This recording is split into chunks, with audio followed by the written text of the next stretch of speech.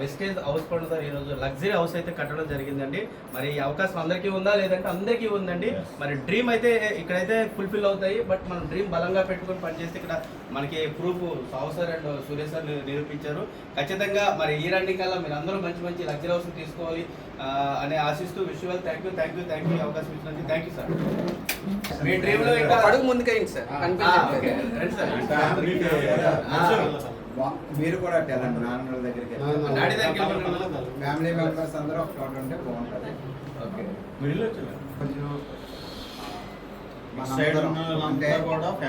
సూర్య గారి కుటుంబంతో పాటు సాహు గారి కుటుంబంతో పాటు వెస్టేజ్ ఫ్యామిలీగా, అలాగే ఇరువురు సూర్య గారి యొక్క కుటుంబ సభ్యులు రిలేషన్స్, అలాగే సాహు గారి యొక్క రిలేషన్స్ అందరం కూడా చాలా హ్యాపీగా ఉన్నామండి ఈరోజు.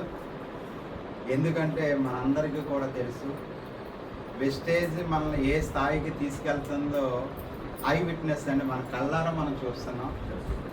సో అట్లాంటి లైఫ్ ఈరోజు ఒక సూర్య గారు, అలాగే మన గ్రేట్ గురూజీ సాహు సార్ ఏ విధముగా ఒక లగ్జరీ హౌస్లో ప్రవేశించారో, ఫ్యూచర్లో కూడా మనమందరం కూడా మంచి లగ్జరీ హౌస్లో ప్రవేశించడానికి దేవుడు మనకిచ్చిన గ్రేట్ ఆపర్చునిటీ ఇది.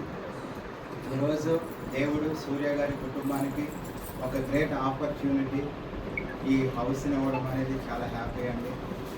బైబిల్లో స్టార్టింగ్లో మూల పురుషుడు ఎవరంటే యాబాలు మనకు కనబడుతూ ఉంటాడు.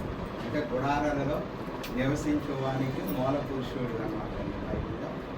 సో అట్లాగ అభివృద్ధి చెందుతూ ఈరోజు మనం చూస్తూ ఉన్నాం.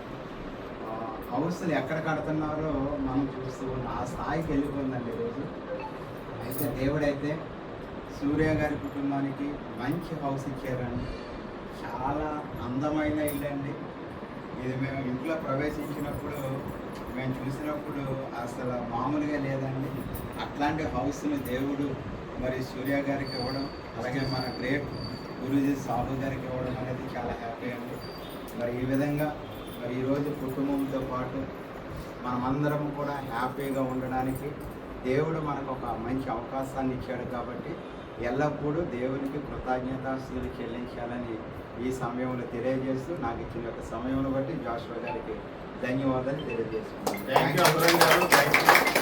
సూర్య గారు, అలాగే మన మధ్యలో లక్ష్మీ మేడం గారు విశాఖపట్నం అంటే తెలుగు 2 రాష్ట్రాల్లో కూడా కొన్ని